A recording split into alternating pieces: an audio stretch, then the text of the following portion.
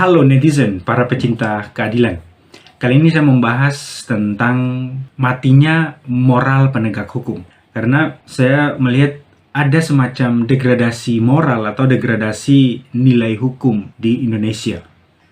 Akibatnya ketidakadilan, bahkan di dalam lembaga peradilan itu sendiri yang harusnya menghasilkan keadilan, justru menjadi sumber dari ketidakadilan tersebut.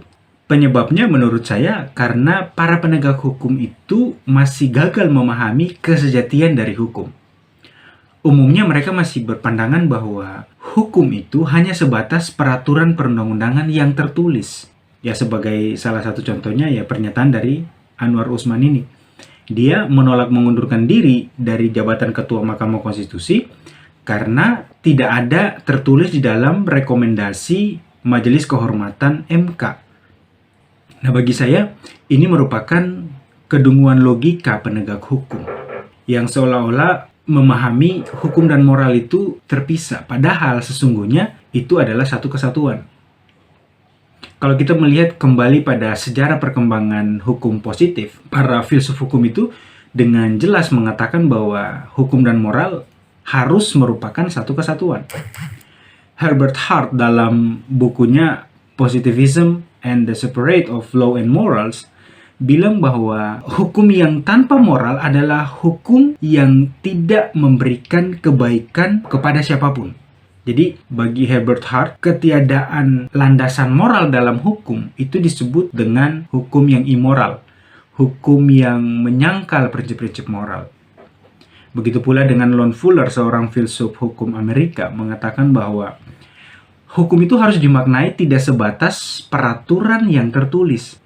Harus memaknai bahwa di balik peraturan yang tertulis itu ada yang disebut dengan landasan moral atau landasan etis. Yang umumnya itu tidak tertulis tetapi menjadi spirit bagi peraturan yang tertulis itu. Sehingga seorang penegak hukum adalah seorang yang harus menegakkan bukan saja peraturan perundang-undangan yang tertulis tetapi juga yang tidak tertulis, yaitu landasan moral dan landasan etis tadi.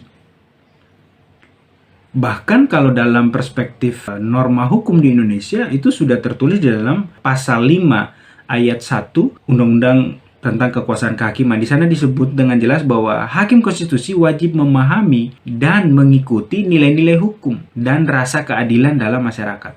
Nilai-nilai hukum dan rasa keadilan dalam masyarakat itu contohnya seperti ini. Orang yang bermoral atau orang yang beretika itu dianggap pantas untuk menyelesaikan suatu perkara, bahkan perkara privat sekalipun, apalagi perkara publik. Tidak pernah ada dalam budaya bangsa Indonesia seorang yang bejat dipercayakan untuk menyelesaikan suatu perkara. Kemudian misalnya kita lihat lagi di dalam pasal 24C ayat 5 Undang-Undang Dasar 1945. Di sana dengan jelas bilang bahwa hakim konstitusi harus memiliki integritas dan kepribadian yang tidak tercela. Tidak tercela artinya dia beretika, dia bermoral.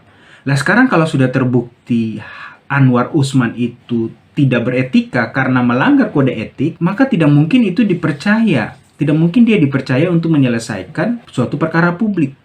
Masyarakat Indonesia tidak akan mempercayai dia lagi. Karena dia sudah ternodai, sudah terbukti tidak beretika, sudah terbukti menjadi pribadi yang tercela.